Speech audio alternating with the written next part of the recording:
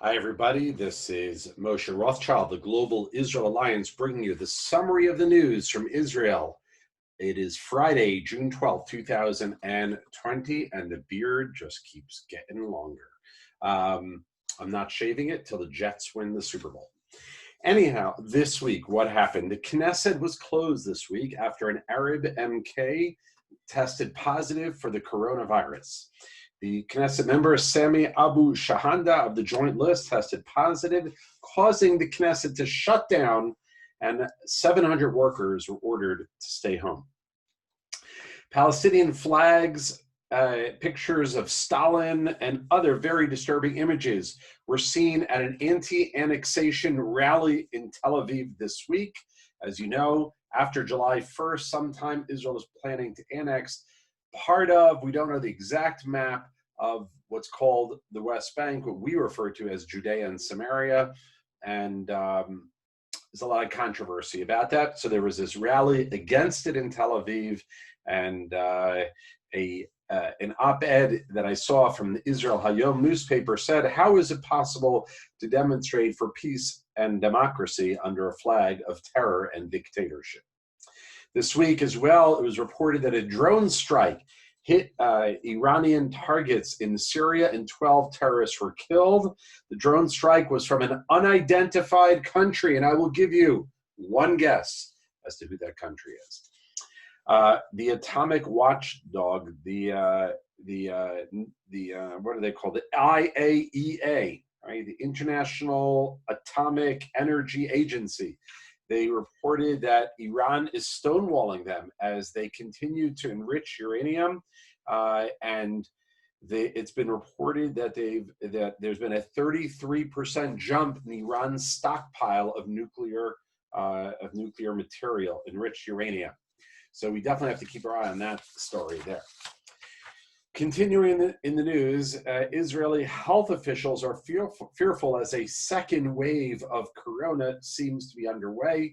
There is was about 200 new cases yesterday, 180 the day before, and they decided not to open the trains here in Israel, but they have not rolled back any of the other restrictions as of yet.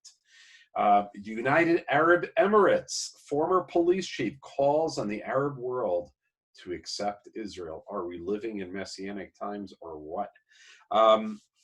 The IDF captured the Palestinian rock thrower who was responsible for killing the 21-year-old soldier back in May. His name was Staff Sergeant Amit Ben Yigal, who was murdered during an operational activity last month when a terrorist threw a large stone off the roof and killed him. So gladly his killer was caught.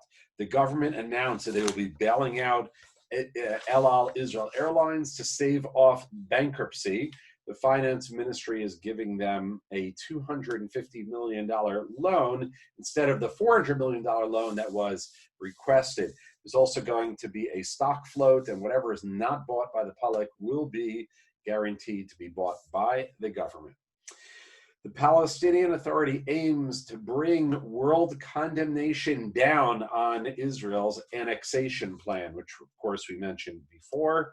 And they're working very hard to get all kinds of people, officials, authorities, states, whoever they can, to support them, so that to prevent Israel from annexing and declaring sovereignty over portions of Judea and Samaria. But that story will develop as we get closer to July.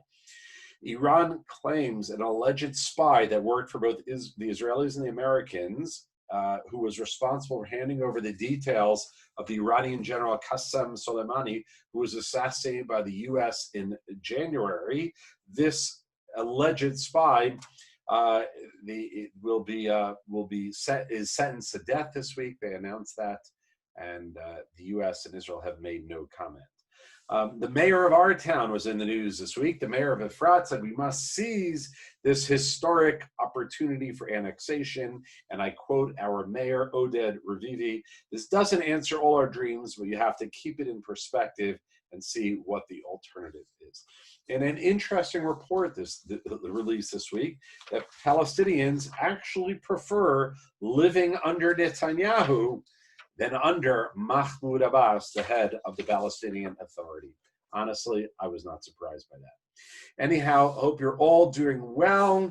Wishing you Shabbat Shalom from Israel, and we will see you next week. Your feedback and your emails are always appreciated.